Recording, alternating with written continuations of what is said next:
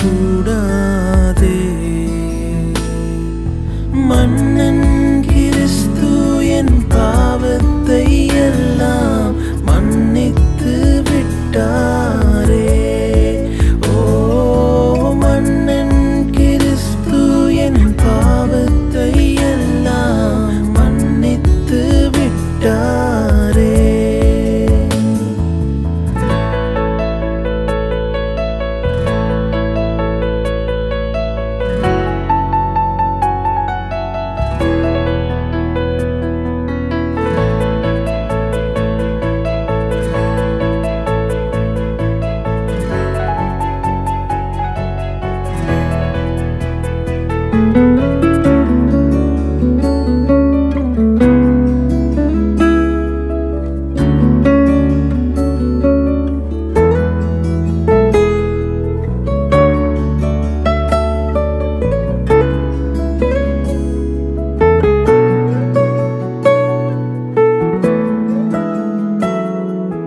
கூடுவோம் ஆடுவோம் பாடுவோம் ஒன்றாய் மகிழ் கொண்டாடுவோம்.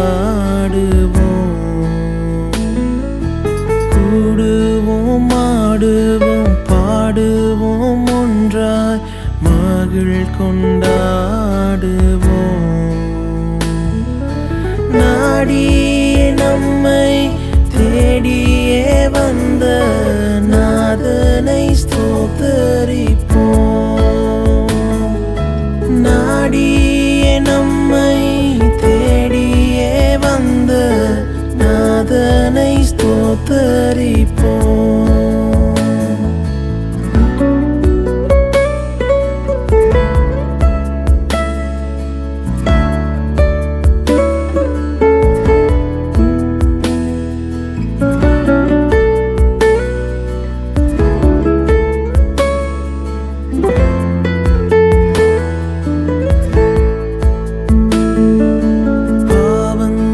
சாபங்கள் கோபங்கள் எல்லாம் பரிகரித்தாரே.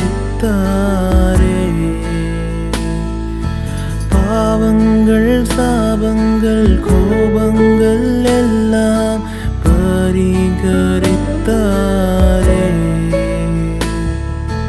தேவாதி தேவன் என் உள்ளத்தில் வந்து தங்கியே விட்டாரே. தேவாதி தேவன் என் உள்ளத்தில் வந்து தங்கியே விட்டாரே. ஆண்டவருடைய திருப்பெயருக்கு மகிமை உண்டாகட்டும். சங்கீதம் 27.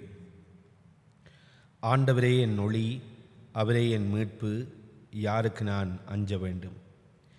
ஆண்டவரே என் உயிருக்கு அடைக்கலம், யாருக்கு நான் அஞ்சி நடுங்க வேண்டும்? நான் ஆண்டவரிடம் ஒரு விண்ணப்பம் செய்தேன், அதையே நான் நாடி தேடுவேன். ஆண்டவரின் இல்லத்தில் என் வாழ்நாளெல்லாம் நான் குடியிருக்க வேண்டும். ஆண்டவரின் அழகை நான் காண வேண்டும். அவரது கோவிலில் அவரது திருவுளத்தை கண்டறிய வேண்டும். ஆண்டவரின் அழகை நான் காண வேண்டும். அவரது கோவிலில் அவரது திருவுளத்தை கண்டறிய வேண்டும். நாம் வாழுகின்ற இந்த சூழலிலே எம்மை சுற்றி பலவிதமான சவால்களும் அச்சங்களும் நிறைந்திருக்கின்ற பொழுது மீண்டும் ஒரு முறை நாம் வலையொலி வழிபாட்டினூடாய் இணைந்திருக்கிறோம். இந்த வழிபாட்டில் இணைந்திருக்கின்ற உங்கள் அனைவரையும் ஆண்டவர் இயேசு கிறிஸ்துவின் திருப்பேரில் அன்போடு வாழ்த்தி வரவேற்கின்றேன். தலைகளை தாழ்த்தி நாம் செபிப்போமாக. எங்களை நேசிக்கின்ற அன்பின் ஆண்டவரே, இந்த ஞாயிறுக்காய், இந்த காலை பொழுதுக்காய் உமக்கு நன்றி செலுத்துகின்றோம். எங்களை சுற்றி பலவிதமான சவால்களும் தடைகளும் பயங்களும் எங்களை சூழ்ந்திருக்கிற பொழுதும் நீர் உண்மை உள்ள ஆண்டவராய், மாறாத ஆண்டவராய், நீர் எங்களோடு இருக்கிற தயவுக்காய் உமக்கு நன்றி செலுத்துகின்றோம். இந்த நாளிலும் இந்த தடைகளை சவால்களை தாண்டி உம்மை வழிபடத்தக்கதாய் நீர் இந்த வழிபாட்டை நீர் ஆசீர்வதித்த தயவுக்காய் உமக்கு நன்றி சுவாமி. இந்த வழிபாட்டை உம்முடைய அன்பின் கரத்திலே ஒப்புக் கொடுக்கிறோம். நீர் நம்மோடு இடைப்படும் உம்முடைய மேலான பிரசனத்தை கண்டுகொள்ள உதவி செய்யும். ஆண்டவர் இயேசுவின் நாமத்தில் ஜெபிக்கிறோம் எங்கள் ஜீவனுள்ள நல்ல பிதாவே, ஆமேன். அவர் வல்லமை மிகுந்த கிரியைகளுக்காக அவரை துதித்திடுங்கள். யாவரும் சேர்ந்து 58வது பாடலை நாம் பாடுவோம்.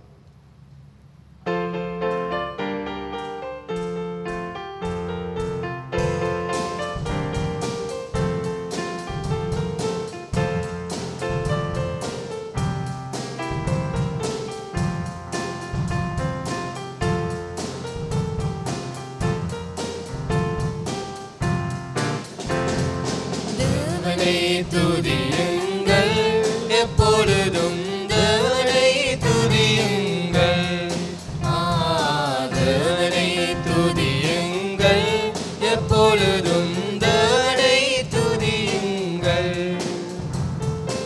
அவர் வல்லமை விளங்கும் ஆகாய விரிவை, அவர் வல்லமை விளங்கும் ஆகாய விரிவை பார்த்து துதித்திடுங்கள். பார்த்து துதித்திடுங்கள், எப்பொழுதும் தேவனை துதியுங்கள். அவர் வல்லமை மிகுந்த கிரியைகளுக்காக, அவர் வல்லமை மிகுந்த கிரியைகளுக்காக அவரை துதித்திடுங்கள்.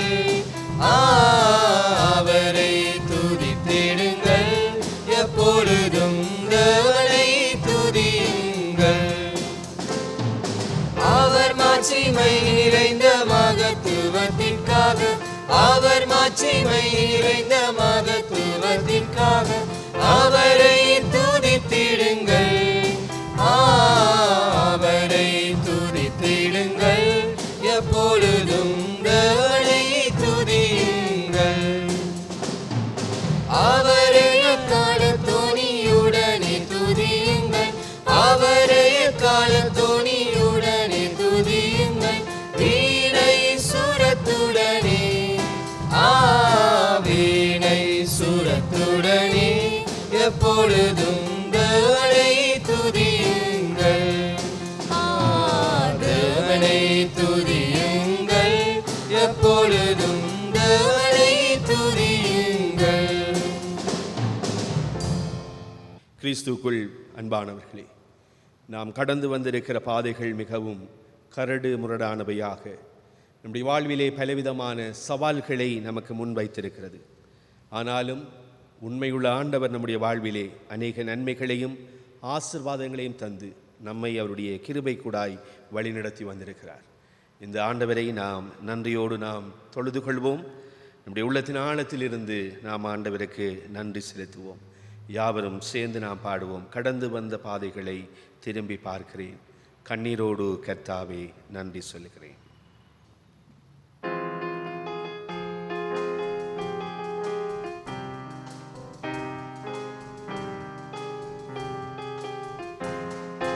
கடந்து வந்த பாதைகளை திரும்பி பார்க்கிறேன், கண்ணீரோடு கர்த்தாவே நன்றி சொல்கிறேன்.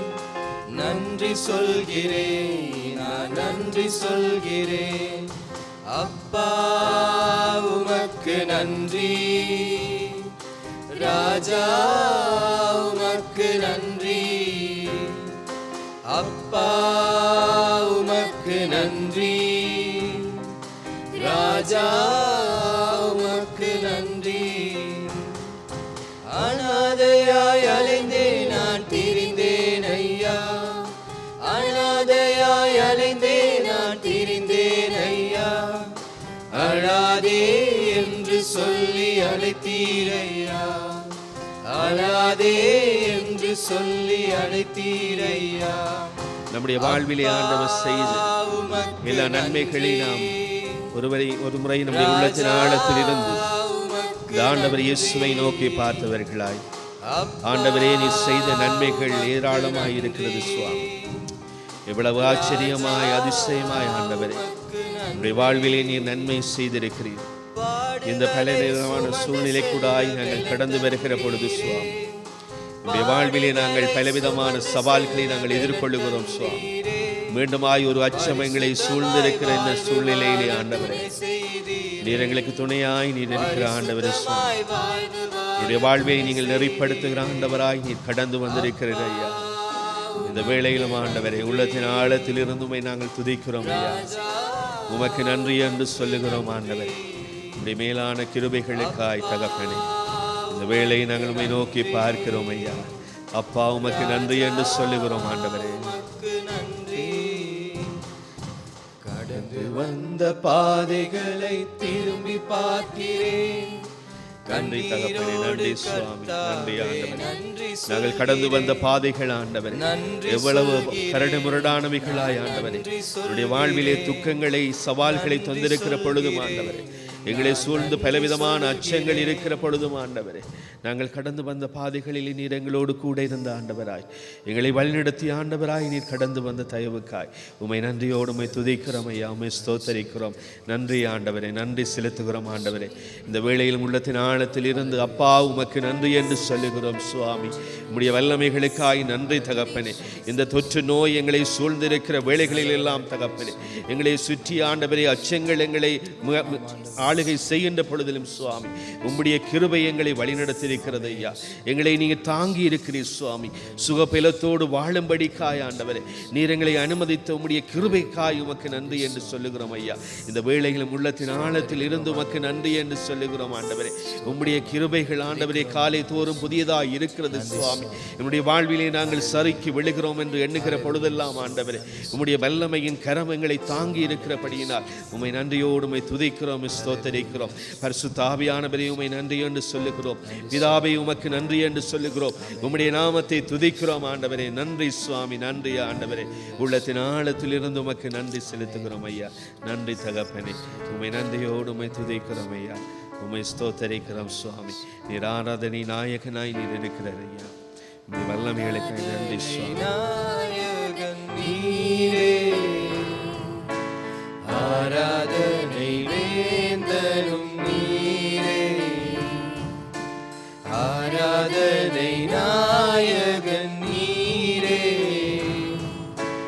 ஆராதனை வேந்தனும் நீரே, ஆயுள் முடியும் வரை உம்மை தொழுதிடுவே, ஆயுள் முடியும் வரை உம்மை தொழுதிடுவே, ஆராதனை நாயகன் நீரே, ஆராதனை வேந்தனும் நீரே, ஆராதனை நாயகன் நீரே, ஆராதனை வேந்தனும் நீரே,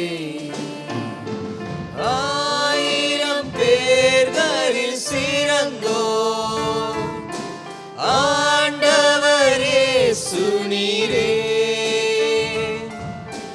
ஆயிரம் பேர்களில் சிறந்தோர் ஆண்டவரே சுனீரே, விடி வெள்ளியே எந்தன் பிரியம் நீரே, என்றென்றும் தொழுதிடுவே, விடி வெள்ளியே எந்தன் பிரியம் நீரே, என்றென்றும் தொழுதிடுவே, ஆராதனை நாயகன் நீரே, ஆராதனை வேந்தனும் நீரே, ஆராதனை நாயகன் நீரே, ஆராதனை வேந்தனும் நீரே, மாந்தர்கள் போற்றிடும் தெய்வம் மகிமையின் தேவன் நீரே, மாந்தர்கள் போற்றிடும் தெய்வம் மகிமையின் தேவன்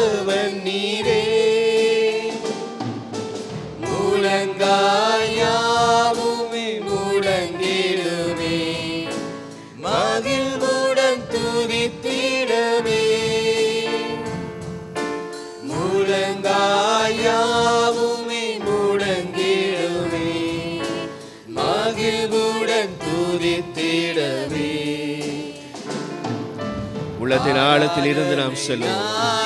நீரே ஆராதனைக்குரியவராய் இருக்கிறீர் சுவாமி. ஆராதனை நாயகனாய் நீர் இருக்கிறீர் சுவாமி. என்னுடைய ஆயுள் முடியும் வரைக்கும் ஆண்டவரே உம்மை நான் துதிப்பேன் ஐயா. உமக்கு நன்றி என்று சொல்லுவேன் சுவாமி. என்னுடைய வாழ்வு முழுவதுமாய் தகப்பனே இந்த வேளையில் நான் உமக்கு நன்றி என்று சொல்லுகிறேன் ஐயா. என்னுடைய வாழ்வின் ஒவ்வொரு சூழ்நிலைகளிலும் நீர் போதுமான ஆண்டவராய் இருந்து நீர் என்னை வழிநடத்தி வந்த தயவுக்காக, என்னை நீ காத்து கொண்ட தயவுக்காய், என்னை பாதுகாத்து என்னை பராமரித்ததற்காய் ஆண்டவரை உம்மை தொழுது கொள்ளுகிறோம். ஆண்டவரை உம்மை ஆராதிக்கிறோம் சுவாமி. உமக்கு நன்றி என்று சொல்லுகிறோம் ஐயா. உம்முடைய மேலான கிருபைக்காய் உமக்கு நன்றி சுவாமி.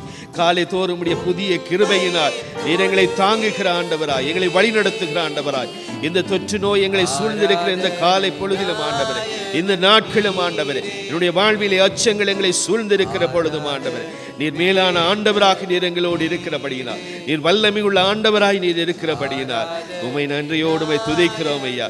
உம்மை ஆராதிக்கிறோம் சுவாமி. உள்ளத்தின் ஆழத்தில் இருந்து உமக்கு நன்றி என்று சொல்லுகிறோம் சுவாமி.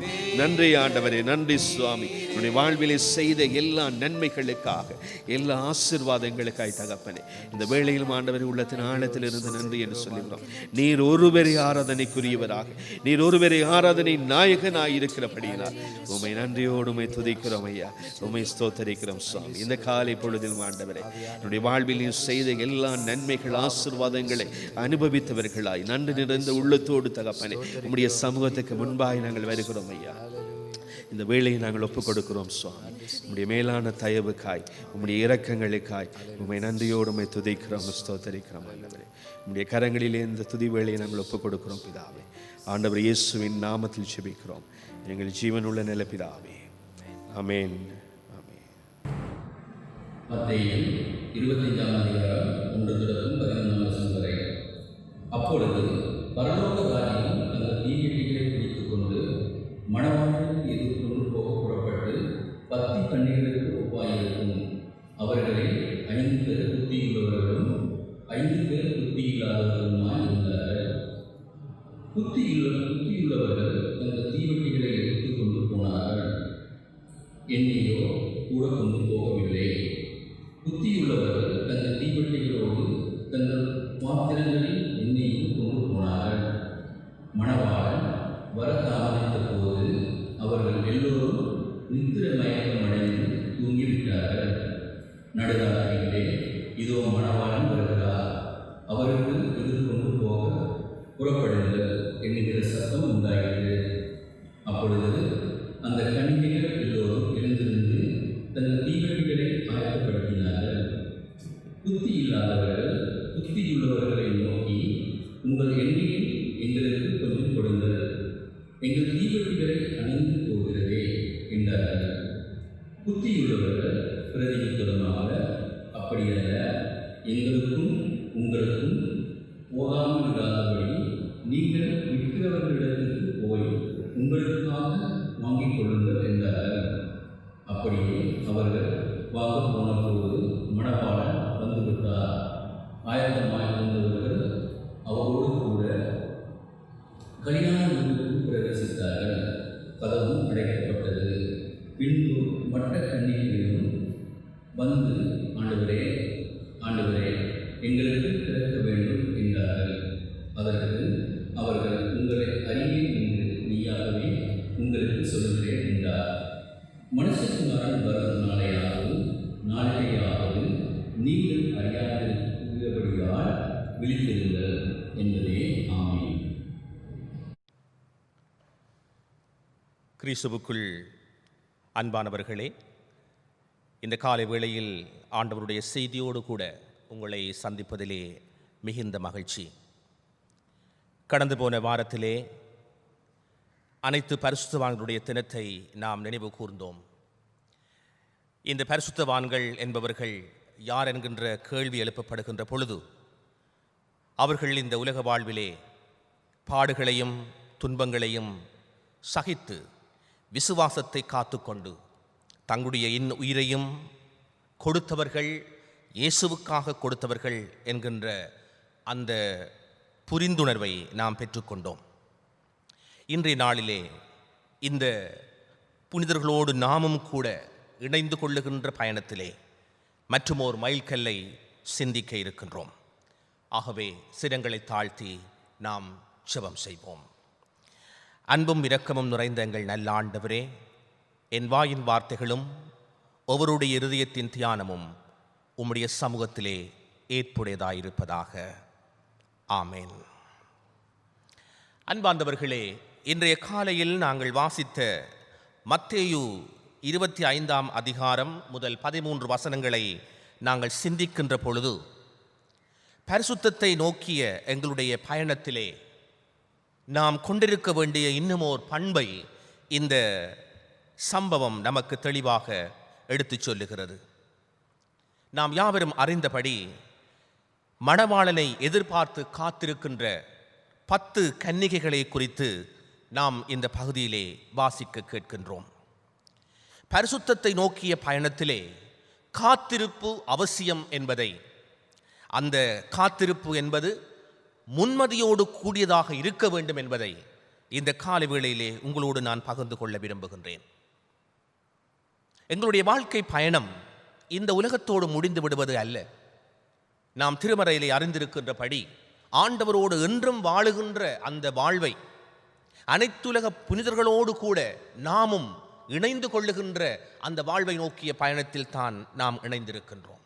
ஆகையினாலே இந்த நாள், இந்த சம்பவம் எப்பொழுது எங்களுடைய வாழ்விலே நடைபெறும் என்பதை குறித்து நாம் சிந்திக்கின்ற பொழுது எங்களுடைய வாழ்க்கையிலே காத்திருப்பு அவசியமாகின்றது.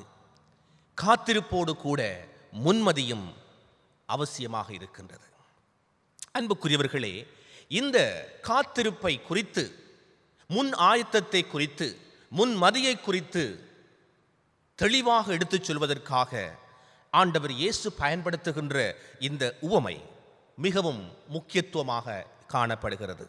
ஒரு திருமண நிகழ்வை ஆண்டவர் இயேசு எடுத்தாள்கின்றார். திருமணம் என்பது காத்திருப்புக்கு மிகவும் இன்றியமையாத ஒரு உதாரணமாக இயேசுவின் காலத்திலே மாத்திரமல்ல, இன்றைய காலத்திலும் கூட திருமணம் என்பது காத்திருப்புக்கு ஒரு நல்ல உதாரணமாக பல வேளைகளிலே அமைந்து விடுகின்றது. நிச்சயதார்த்தம் செய்யப்பட்ட பிற்பாடு திருமண நாளுக்காக காத்திருக்க வேண்டிய அவசியம் மணமகனுக்கும் மணமகளுக்கும் அவர் சார்ந்த உறவுகளுக்கும் தேவையாக இருக்கின்றது. அந்த நாள் வந்துவிட்டால் ஆலய திருமணத்திலே மணமக்களுக்காக காத்திருக்க வேண்டிய தேவை சபையோருக்கும் ஏன் போதகர்மாருக்கும் கூட அது தேவையாக இருக்கின்றது. இந்த திருமணம் முடிந்துவிட்டால் விருந்துபசாரத்திலே சென்று அங்கே மணமக்களுடைய வரவுக்காக காத்திருக்க வேண்டியது அவசியமாக இருக்கிறது. கொடுக்கப்படுகின்ற விருந்துக்காக நீண்ட பேச்சுக்கள் மத்தியிலும் ஆடல் பாடல்கள் மத்தியிலும் பொறுமையாக காத்திருக்க வேண்டியது அவசியமாக இருக்கிறது. அந்த விருந்து முடிந்துவிட்டால் எப்படியாவது ஓடிச் சென்று இந்த மணமக்களை வாழ்த்திவிட்டு வீட்டுக்கு செல்ல வேண்டும் என்ற அவாவோடு வரிசையிலே காத்திருக்க வேண்டியதும் எங்களுடைய கடமையாக இருக்கிறது. ஆக மொத்தத்திலே திருமணம் என்பது பல விதத்திலும் காத்திருப்புக்கு ஒரு நல்ல உதாரணமாக காணப்படுகின்றது. அன்புக்குரியவர்களே, யூத திருமணத்தை எடுத்து பார்க்கின்ற போது இந்த யூத திருமணம் இதற்கும் சற்று அப்பாலே சென்று மிகவும் காத்திருப்புக்கு முக்கியத்துவம் வாய்ந்த பல்வேறு அனுபவங்களை கொண்டு வருகின்ற ஒன்றாக காணப்படுகின்றது. ஆகவேதான் ஆண்டவர் இயேசு இந்த உமானத்தை எடுத்து ஆள்கின்றார். யூத திருமணங்களிலே அது ஒரு பல நாட்கள், செவலிலே வாரங்கள் அடங்கிய ஒரு கொண்டாட்டமாக இந்த திருமண நிகழ்வுகள் அமைந்து விடுகின்றது. இந்த திருமணத்திலே மணமகனை வரவேற்பதற்காக மணமகள் தரப்பினர் காத்திருப்பார்கள். மணமகன் எப்பொழுது வருவார் என்று அவர்களுக்கு தெரியாது. ஒருவேளை அது மணித்தியாலங்களாகலாம், நாட்களாகலாம். ஆகவே மணமகள் தரப்பினர் மணமகனுக்காக காத்திருப்பது இந்த யூத திருமணத்திலே ஒரு அம்சமாக காணப்படுகின்றது. அப்படியேதான் இந்த திருமண நிகழ்வு மிகவும் ஒரு கோலாகலமாக மகிழ்ச்சிகரமான ஒன்றாக அமைகின்றது. மணவாளனுடைய வருகையோடு குறைந்தது ஒரு வார காலம் இந்த மணமகனும் மணமகளையும் அவர்கள் அரசனைப் போல, அரசியைப் போல நடாத்தி அவருடைய வாழ்க்கையிலே அவர்களுக்கு நெருங்கிய நண்பர்களோடு, நண்பிகளோடு குறைந்தது ஒரு வாரம் அவர்கள் மிகவும் மகிழ்ச்சியாக அவர்கள் காலம் கடத்துவார்கள். ஆகவே இப்படிப்பட்ட ஒன்றுக்காகத்தான் இங்கே 10 கன்னியர்கள் காத்திருக்கின்றார்கள். மணமகனுடைய வரவுக்காக காத்திருக்கின்றார்கள். மணமகனை அழைத்து கொண்டு ஊர்வலமாக அவரை அழைத்துச் செல்வதற்கு தீவட்டிகளோடு கூட அவர்கள் ஆயத்தமாக இருக்கின்றார்கள். ஏனெனில் நினையாத நேரங்களிலே ஒரு வேளை ராத்திரி ஜாமத்திலும் கூட மணமகன் வர முடியும்.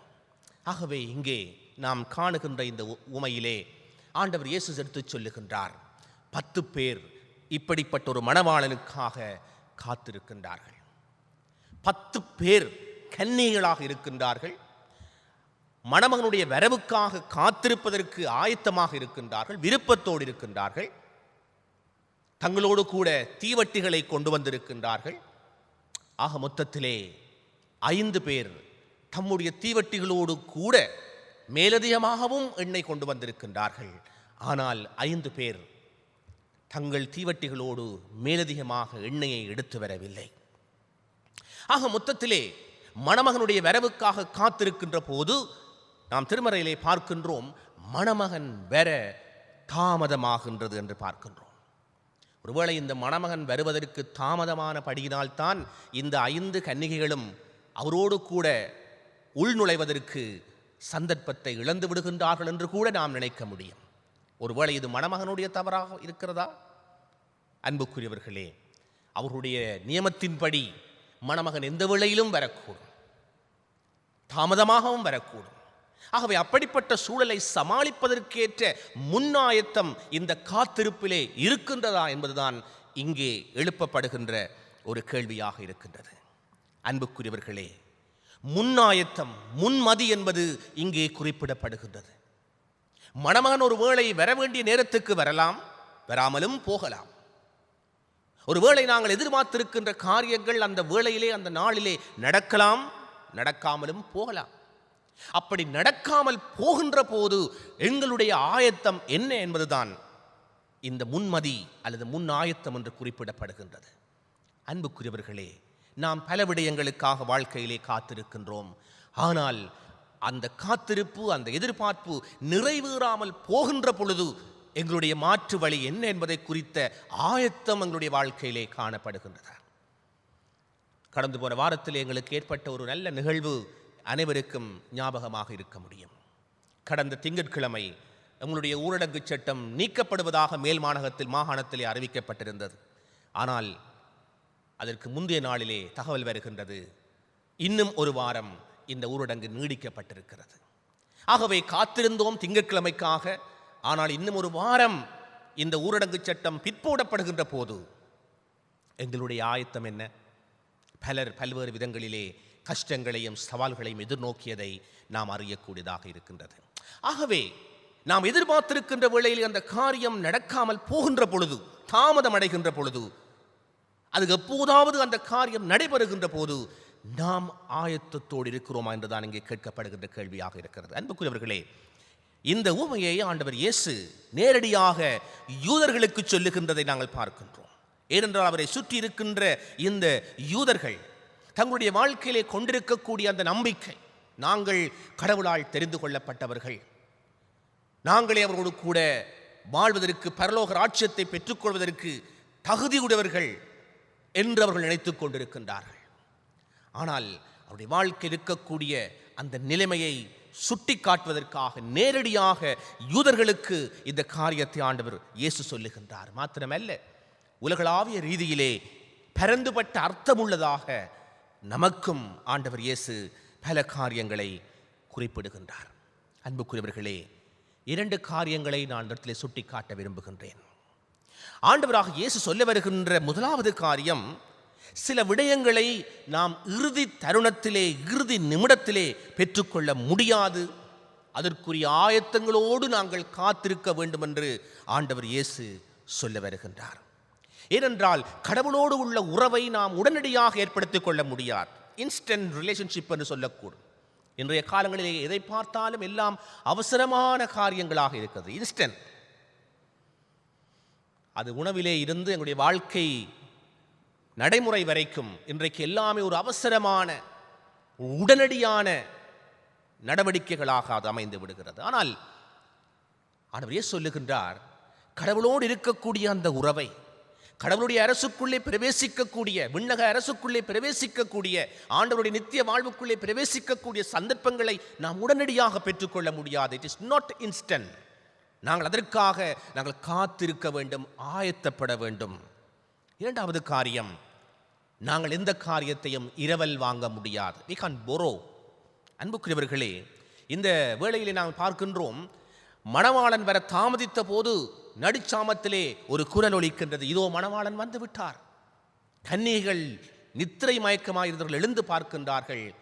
5 பேருடைய தீவட்டிகள் அணைந்து போகிறது. அங்கே போதுமான எண்ணெய் இருக்கவில்லை. இப்பொழுது அவர்கள் செய்கிற காரியம் என்ன? தங்களுடைய நண்பிகளை பார்த்து, எங்களுக்கு கொஞ்சம் இரவல் தர முடியுமா?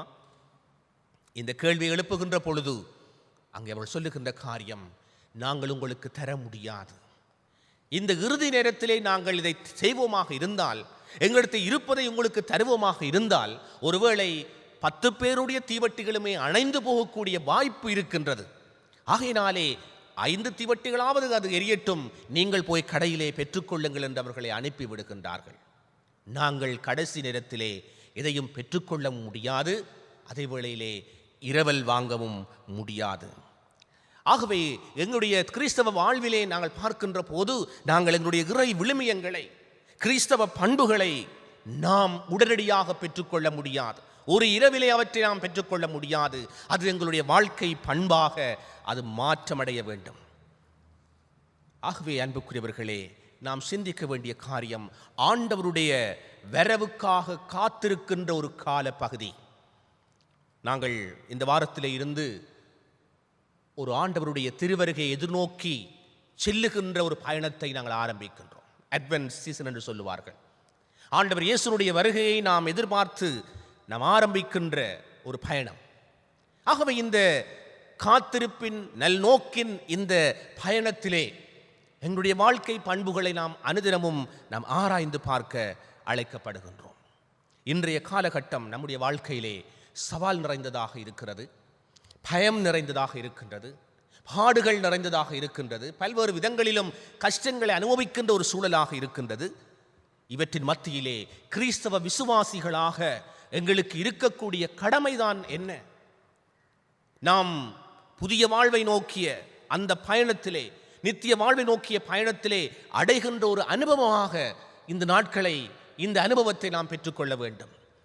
கொரோனா என்கின்ற இந்த நிலைமை, சூழ்நிலை இன்றைக்கு பலவிதங்களிலும் பேசப்பட்டு வருகின்றது.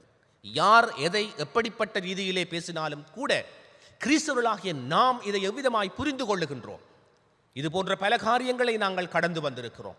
எங்களுடைய வாழ்வை நாம் திரும்பி பார்க்கின்ற போது பல்வேறு விதமான கஷ்டங்கள், பிரச்சனைகள், பாடுகள், அழிவுகள், சூழ்நிலைகளுக்கூடாக நாங்கள் கடந்து வந்திருக்கிறோம். அவ்விதமான ஒரு சூழலுக்கூடாகத்தான் நாம் சென்று கொண்டிருக்கிறோம். ஆனால் எங்களுடைய விசுவாச வாழ்வை நாம் விலை பேச முடியாது. இதை எங்களுடைய வாழ்க்கையில் ஒரு படிக்கல்லாக அமைத்துக்கொண்டு இதற்கூடாக நாம் எவ்விதமாக எங்களுடைய விசுவாசத்தை காத்துக்கொள்ளப் போகின்றோம், எவ்விதமாக இந்த சூழ்நிலைகளை நாங்கள் மேற்கொள்ளப் போகின்றோம், அதற்கு ஆண்டவர் எங்களுக்கு உதவி செய்கின்றார் என்ற அந்த நிச்சயத்தோடு நாம் கடந்து செல்ல அழைக்கப்பட்டிருக்கின்றோம். ஆகவே இவ்விதமான சூழ்நிலையிலே, விசுவாச பயணத்திலே கிறிஸ்தவர்களாகிய நாங்கள், எங்களுக்கு பாடுகள் ஒன்றும் புதிதல்லவே, எங்களுடைய வாழ்க்கையில் ஏற்படக்கூடிய பிரச்சனைகள் எங்களுக்கு புதிதல்லவே. இது என்னுடைய வாழ்க்கையிலே நடைபெற வேண்டிய காரியம்தான். பாடுகளின்றி, வேதனைகளின்றி நாம் யாரும் இருக்க முடியாது. பரிசுத்தவான்கள் என்கின்ற அந்த பட்டத்தை பெற்றுக்கொள்ள வேண்டுமானால் நாம் பாடுகளை கடந்து சென்றாக வேண்டும். ஆகவே இவற்றுக்கூடாய் கடந்து செல்லுகின்ற நீங்களும் நானும் எங்களை சூழ வாழக்கூடிய மக்களுக்கு கொடுக்கக்கூடிய செய்தி என்ன? அவருடைய வாழ்க்கையிலே நாம் செலுத்தக்கூடிய செல்வாக்கு என்ன? அவருடைய வாழ்க்கையை நாம் பகிர்ந்து கொள்ள, ஆறுதல் கொடுக்க, அவர்களை திடப்படுத்த, அவருடைய வாழ்க்கையில நம்பிக்கை ஏற்படுத்த நீங்களும் நானும் இந்த காலங்களிலே அழைக்கப்படுகின்றோம். அன்புக்குரியவர்களே, எங்களுடைய சகோதர அன்பை, எங்களுடைய கரிசனையை நாங்கள் வெளிப்படுத்தி வாழ வேண்டிய ஒரு காலகட்டத்துக்கூடாக வந்திருக்கின்றோம். ஆகவே இன்றைய காலகட்டத்திலே ஆண்டவர் இயேசுவினுடைய வருகையை எதிர்பார்த்து, அவருடைய வருகை ஒருவேளை நியாய தீர்ப்புக்குரிய வருகையாக கூட அமையலாம். அது எப்பொழுது வரும் என்று எங்களுக்கு தெரியாது. ஆனால் நாம் காத்திருக்கின்றோம், முன்மதியோடு காத்திருக்கின்றோம். அப்படியானால் இந்த 25ஆம் அதிகாரம் எங்களுக்கு சொல்லுகிறது, சிறப்பான பல காரியங்களை சொல்லுகிறது. 20ஆம் அதிகாரத்திலே இருந்து, மத்தேயு 20ஆம் அதிகாரத்திலே இருந்து 25ஆம் அதிகாரம் வருகின்ற வரைக்கும் நாங்கள் ஆராய்ந்து பார்க்கின்ற போது இவைகள் ஆண்டவருடைய வருகையை குறித்து பேசிக் கொண்டிருக்கிறது. பரலோக ராஜ்யம் எப்படிப்பட்டதாக இருக்கும் என்பதை குறித்து பேசிக் கொண்டிருக்கிறது. ஆண்டவருடைய வரவு அத்திமரத்திலே பூ பூக்கின்றது போல, தளிர்கள் வருகின்றது போல இருக்கும் என்று சொல்லப்படுகிறது. ஆண்டவருடைய வரவு ஒரு ராத்திலே வரக்கூடிய திருடனைப் போல இருக்க முடியும் என்று சொல்லப்படுகின்றது. இப்படியாக ஆண்டவருடைய வரவு எப்படிப்பட்டதாக அமையப் போகின்றது என்பதை குறித்து நாம் சிந்தியோடு இருக்கிறோம். 25ஆம் அதிகாரம் முடிகின்ற பொழுது நாம் பார்க்கின்றோம், நியாயத்தீர்ப்பிலே இருக்கின்ற ஒரு கூட்டம் மக்களை பார்த்து ஆண்டவர் சொல்லுகின்றார், இந்த சின்னம் சிறியவர்களில் ஒருவருக்கு நீங்கள் எதை செய்தீர்களோ அதை எனக்கே செய்தீர்கள்.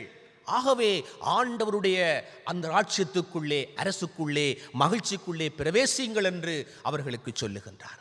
அன்புக்குரியவர்களே, சின்னம் சிறியவர்கள் யார்? இந்த நாட்களிலே நம்மை சூழலை திரும்பி பார்க்க அழைக்கப்படுகின்றோம். இன்றைக்கு நம்மத்தில் இருக்கக்கூடிய சின்னம் சிறியவர்கள் யார்? அவர்களுடைய வாழ்க்கையின் தேவைகள் என்ன, பிரச்சனைகள் என்ன, அவற்றிலே நாம் கொடுக்கக்கூடிய நம்பிக்கை தான் என்ன என்பதை குறித்து இந்த காலங்களிலே சிந்திக்க நாம் அழைக்கப்படுகின்றோம். ஏனென்றால் கிறிஸ்துவனுடைய வாழ்க்கையிலே மரணம் ஒரு முடிவு அல்ல. மரணம் ஒரு முடிவு அல்ல, அது ஒரு புதிய வாழ்வுக்குரிய வாசலாக இருக்கிறது என்பதை நாம் புரிந்து கொள்ள வேண்டும். ஆகவே மரணத்தை குறித்து நாம் பெரிதாக அலட்டிக்கொள்ள வேண்டிய அவசியம் எங்களுடைய வாழ்க்கையிலே இல்லை. ஏனென்றால் நித்திய வாழ்வை நோக்கிய பயணத்திலே மரணமும் எங்களுக்கு ஒரு படிக்கல்லாக அமைகிறது, ஒரு நுழைவாயிலாக அமைகின்றது. ஆகவே இந்த நுழைவாயிலுக்கூடாய் செல்ல ஆயத்தத்தோடு இருக்கின்ற நமக்கு பாடுகளை பற்றி பெரிதாக அலட்டிக்கொள்ள வேண்டிய அவசியம் இல்லை. ஆண்டவர் எங்களோடு இருக்கின்றார். ஆண்டவருடைய வருகையிலே நாமும் அவரோடு இணைத்துக் கொள்ளப்படுவோம் என்ற நிச்சயத்தோடு நாமும் பலப்பட வேண்டும். நம்மை சுற்றியிருக்கிறவர்களையும் பலப்படுத்தி அவருடைய பாடுகளிலே பங்கேற்று அவர்களையும் நாம் நம்மோடு அழைத்து செல்ல அழைக்கப்படுகின்றோம். அன்புக்குரியவர்களே, இந்த மரணத்தை வெற்றி கொண்டு நாம் ஒரு புது வாழ்வுக்குரிய அந்த நுழைவாயிலுக்கூடாய் கடந்து செல்ல வேண்டுமாக இருந்தால் நாம் முன்மதியோடு காத்திருக்க அழைக்கப்படுகின்றோம். இந்த முன்மதி என்பது எங்களுடைய வாழ்க்கையிலே மிகவும் அவசியமாக இருக்கிறது. ஆகவே இறைவன் அவர் எங்களை குறித்து வைத்திருக்கிற விருப்பம் என்ன என்பதை அறிந்து அதை நிறைவேற்றுகின்ற மக்களாக நாங்கள் வாழ்வோம். மரணத்தை வென்று நாங்கள் வாழ்வு பெறுவோம். ஆண்டவரிடத்திலே வேண்டுவோம், இறைவா, மரணத்திலிருந்து எங்களை வாழ்வுக்குள் நடத்தும், பொய்மையில் இருந்து உண்மைக்குள் எங்களை நடத்தும், குழப்பமுற்ற நிலையிலிருந்து எதிர்நோக்குக்குள் எங்களை நடத்தும், பயத்திலிருந்து எங்களை நம்பிக்கைக்குள் நடத்தும், வெறுப்பில் இருந்து நம்பிக்கைக்குள் எங்களை நடத்தும், சண்டைகளில் இருந்து எங்களை சமாதானத்துக்குள்ளே நடத்தும். நமது நாடு, நமது உலகம், நம்மோடு கூட வாழுகின்ற மக்கள் உமது சமாதானத்தை காண செய்யும் என்று ஆண்டவரை நோக்கி நாம் விண்ணப்பம் செய்வோம். இந்த காலங்களிலும் கூட கர்த்தருடைய பிரசன்னம் எப்போதும் எங்களுடைய வாழ்விலே கூட இருப்பதாக. ஒரு விசை கண்களை மூடி நாம் ஜெபிப்போம். இரக்கத்தில் ஐஸ்வர்யம் நிறைந்த எங்கள் அன்பின் ஆண்டவரே, இந்த அருமையான காலை வேளைக்காக உமக்கு நன்றி செலுத்துகின்றோம். இந்த காலை வேளையினுடைய வார்த்தைகளுக்காக நாங்கள் நன்றி செலுத்துகிறோம் சுவாமி. கர்த்தாவே, எங்களுடைய வாழ்விலே நாங்கள் உம்மோடு இரண்டரை கலந்து வாழுகின்ற நித்திய வாழ்வை நோக்கிய பயணத்திலே இணைந்திருக்கிறோம் என்று நாங்கள் நம்புகிறோம் சுவாமி. அந்த பயணத்திலே எங்களோடு கூட தொடர்ந்தும் இருக்கின்றீர். என்னுடைய வாழ்க்கை ஏற்படக்கூடிய என்ன விதமான அனுபவங்களாக இருப்பினும் சுவாமி, அந்த சூழ்நிலைகளுக்கூடாக, அந்த அனுபவங்களுக்கூடாக உம்முடைய பிரசன்னத்தை நாங்கள் எப்பொழுதும் உணர்ந்து கொள்ள எங்களுக்கு உதவி செய்யும்படியாக மன்றாடுகின்றோம். ஏனென்றால் நீர் எங்களை கைவிடுகின்ற ஆண்டவர் அல்ல. எங்களோடு பாடுகளை அனுபவித்து அந்த பாடுகளில் இருந்து நாங்கள் வெளிவருவதற்கு எங்களை திடப்படுத்துகின்ற ஆண்டவராகவும் நீர் இருக்கின்றீர் சுவாமி. அதை நாங்கள் அனுபவித்திருக்கிறோம், நாங்கள் கண்டிருக்கிறோம் சுவாமி. அது எங்களுடைய அனுபவமாக இருக்கிறது. அதை தொடர்ந்தும் நாங்களுடைய வாழ்விலே கடைப்பிடிக்க எங்களுக்கு உதவி செய்யும்படியாக நாங்கள் மன்றாடுகிறோம். கர்த்தாவே, எங்களோடு கூட வாழ்கிற அனைத்து மக்களையும் உடைய பாத்திலே கொண்டு வருகிறோம் சுவாமி. எங்களுடைய தேசத்திலே நிறைவான சமாதானம் ஆண்டவரே அமைய வேண்டும் என்று நாங்கள் மன்றாடுகின்றோம். மக்கள் மத்தியில் இருக்கக்கூடிய பயங்கள் நீங்கி அவர்கள் சுகவாழ்வு பெற வேண்டும் என்று நாங்கள் மன்றாடுகின்றோம். இந்த காலகட்டங்களுக்கூடாக அடைக்கப்பட்ட சூழ்நிலையில் இருக்கக்கூடிய மக்களுக்காக நாங்கள் ஜெபிக்கிறோம் சுவாமி. ஆண்டவரே, இந்த நிர்பந்தமான சூழ்நிலையிலிருந்து அவர்களை வெளிக்கொண்டு வாரும். இதை மேற்கொள்வதற்கு வேண்டிய எல்லா வல்லமையும் ஆற்றலையும் அவர்களுக்கு கொடுக்க வேண்டும் என்று ஜெபிக்கிறோம். தொழில்களை இழந்து, வருமானம் இழந்து ஆண்டவரே கஷ்டப்படுகின்ற மக்களுக்காக, பொருளாதார சிக்கல்களை எதிர்நோக்குகின்ற மக்களுக்காக நாங்கள் ஜெபிக்கின்றோம். ஆண்டவரே, உம்முடைய ஆசீர்வாதத்தின் கரம் அவர்களோடு கூட இருக்கட்டும். அவர்களுக்காய் உதவி செய்ய ஆண்டவரே ஏற்பாடுகள் நடைபெறுகின்ற பொழுது அவர்களை போய் சேரத்தக்கதாக நீ உதவி செய்யும்படியாக மன்றாடுகின்றோம். நோய்வாய்ப்பட்டிருக்கிறவர்களுக்காய் ஜெபிக்கிறோம் சுவாமி. வைத்தியசாலை அடிப்படை வசதிகளற்றவர்களாக இருக்கிறவர்களுக்காய் ஜெபிக்கிறோம். தனிமைப்படுத்தப்பட்ட முகாம்களிலே அடைக்கப்பட்டிருக்கிறவர்களுக்காய் ஜெபிக்கிறோம். இவர்களை வழிநடத்துகிறவர்களுக்காய் நாங்கள் ஜெபிக்கிறோம். வைத்தியர்களுக்காய், தாதிமாருக்காய் ஆண்டவரை நாங்கள் ஜெபிக்கிறோம். ஆண்டவரை உயர் அதிகாரிகளுக்காக நாங்கள் ஜெபிக்கிறோம். ஆட்சியில் இருப்போருக்காக நாங்கள் மன்றாடுகின்றோம்.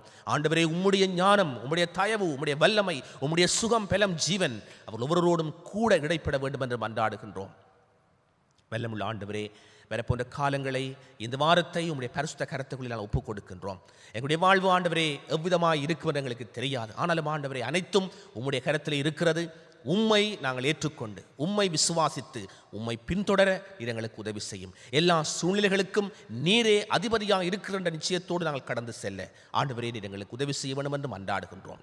இந்த வேளையிலும் கர்த்தாவே, இந்த ஜெபத்திலே யார் யார் எங்கெங்கு இணைந்து கொண்டிருக்கிறார்களோ அவருடைய வாழ்வை நீ சந்திக்கும்படியாக ஜெபிக்கிறோம். அவருடைய உள்ளங்களில் இருக்கின்ற தனிப்பட்ட விதமாக இருக்கக்கூடிய பாரங்கள், ஏக்கங்கள், வியாதிகள், வேதனைகள், ஆண்டவரே தடுமாற்றங்கள் ஒவ்வொன்றிலும் ஆண்டவரே நீர் அவர்களை பலப்படுத்த வேண்டும் என்று நான் ஜெபிக்கிறேன் சுவாமி. இதோ கர்த்தாவுடைய கரம் அவர்களோடு கூட இருப்பதற்காய் நன்றி சுவாமி. அவருடைய திருச்சபை உடைய கருத்தை ஒப்புக் கொடுக்கிறோம். திருச்சபையின் பணிகளை உடைய கருத்தை ஒப்புக் கொடுக்கிறோம். இந்த நாட்களுக்கூடாக கருத்துள்ள திருச்சபையாக, திருச்சபை மக்களாக ஆண்டவரே நாங்கள் கடந்து செல்ல வேண்டிய எல்லா ஞானத்தையும் நீர் தந்திரள வேண்டும் என்று மன்றாடுகின்றோம். ஆண்டவருடைய திருச்சபை தலைவருக்காக நாங்கள் ஜெபிக்கின்றோம். ஆண்டவரை நிறைவான ஞானத்தை கொடுத்த காலகட்டங்களுக்கூடாக ஆண்டவரே தம்முடைய மக்களை, சலங்களை மேய்க்கத்தக்கதாய், நடத்தத்தக்கதாய், காரியங்களை ஆண்டவரை வாய்க்கச் செய்யத்தக்கதாய் பரிசுத்த ஞானத்தை நீர் கொடுத்திட வேண்டும் என்று மன்றாடுகின்றோம். வெள்ளமுள்ள கர்த்தாவுடன் பணியாளர்களுக்காக நாங்கள் ஜெபிக்கிறோம் சுவாமி. வெள்ளமுள்ள கர்த்தாவை சபை மக்களுக்காக நாங்கள் ஜெபிக்கிறோம். எங்கிருந்தாலும் ஆண்டவரே உம்முடைய கரம் அவர்களோடு கூட இருப்பதாக உம்முடைய ஞானத்துக்காக நாங்கள் காத்திருக்கின்றோம். இதோ கர்த்தாவே, இந்த வாரத்தை உம்முடைய கரத்தை ஒப்புக் கொடுக்கிறோம். நீங்களே எங்களை வழிநடத்துங்கள், ஆசீர்வதியுங்கள்.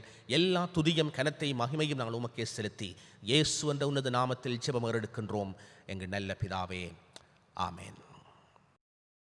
திரண்ட ஆஸ்தி, உயர்ந்த கல்வி, செல்வாக்குகள் மிக விருப்பினும் குருசை நோக்கி பார்க்க எனக்கு உரிய பெருமை யாவும் அற்பமே.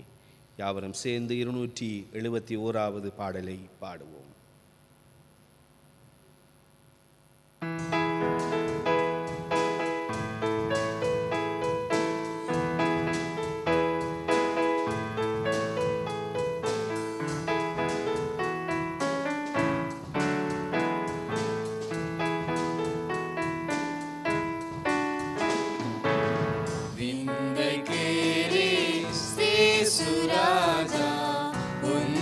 சிலுவையின் மேன்மை,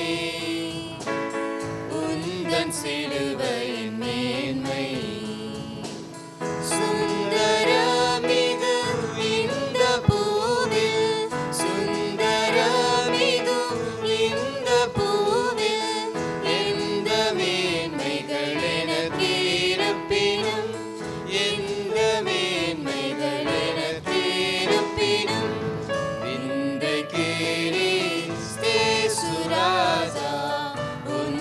சிலுவையின் மேன்மை, உந்தன் சிலுவையின் மேன்மை, திரண்ட ஆஸ்தி, உயர்ந்த கல்வி, செல்வாக்குகள் மிக இருப்பினும் குருசை நோக்கி பார்க்கையேன, குருசை நோக்கி பார்க்கையேன, உரிய பெருமை யாவும் அற்பமே, உரிய பெருமை யாவும் அற்பமே, இன்றைக்கு கிறிஸ்து ராஜா, உந்தன் சிலுவையின் மேன்மை, உந்தன் சிலுவையின் மேன்மை, குருசே ஆசிக்கெல்லாம் ஊற்றம்பற்ற ஜீவநதியாம், துங்கரத்த ஊற்றில் மூழ்கி, துங்கரத்த ஊற்றில் மூழ்கி, தூய்மையடைந்து மேன்மையாகிறேன், தூய்மையடைந்து மேன்மையாகிறேன், விந்தை கிறிஸ்து ராஜா, உந்தன் சிலுவையின் மேன்மை, உந்தன் சிலுவையின் மேன்மை,